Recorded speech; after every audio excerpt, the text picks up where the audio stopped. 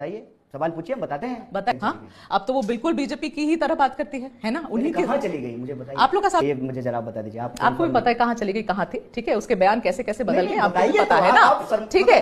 अब वो हर किसी को बीजेपी पे प्रेस करिए, बीजेपी के सारे नेताओं को प्रेस करिए, आपके साथ खड़ी तो बिल्कुल दूसरे साइड की बात कर रही थी। हाँ, तो मैं वही तो पूछ तो रही हूँ, राजनीतिक आजादी है, वही तो मैं पूछ रही हूँ। हमारी पार्टी में नहीं थी कभी भी, ये आपको मैं बता दूं। मैं सीपीआई का मेंबर था, अब मैं कांग्रेस पार्टी का मेंबर हूँ।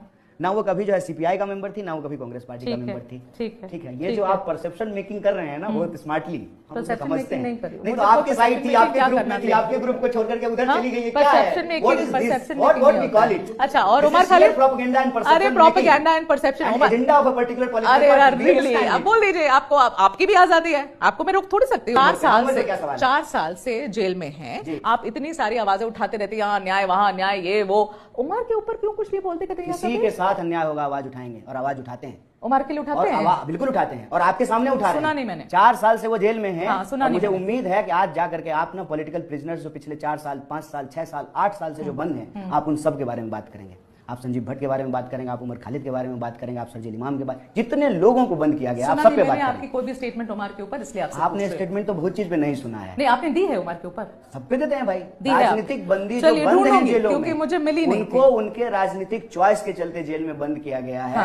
जनता इलेक्शन हरा रही है कन्हैया, हम नहीं हरा रहे। अभी मोदी 240 पे है, हम नहीं हार रहे, हम बैसाखी पे चल रहे हैं। भाई साहब, आप तो वहां भी नहीं पहुंचे पे हैं, आप तो वहां भी नहीं पहुंचे।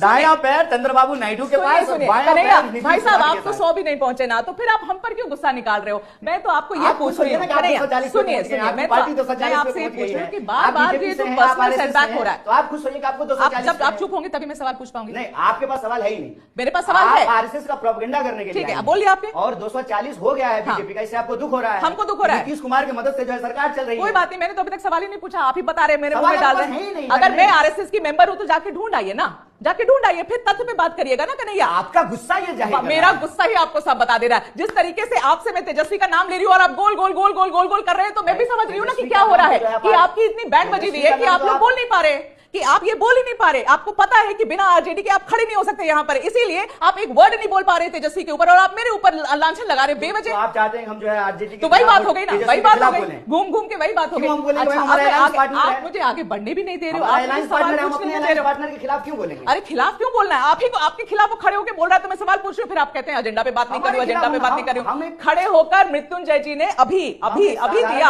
हमारे खिलाफ, अब देखो यही है ना, ठीक है, आगे बढ़े, आगे बढ़े, आगे बढ़े या ना बढ़े, नहीं, वो आपकी इच्छा है। ठीक है, आप सवाल पूछेंगे कि आरएसएस। अरे आपसे तो मैं 4 हल्के सवाल पूछना चाहती थी। सच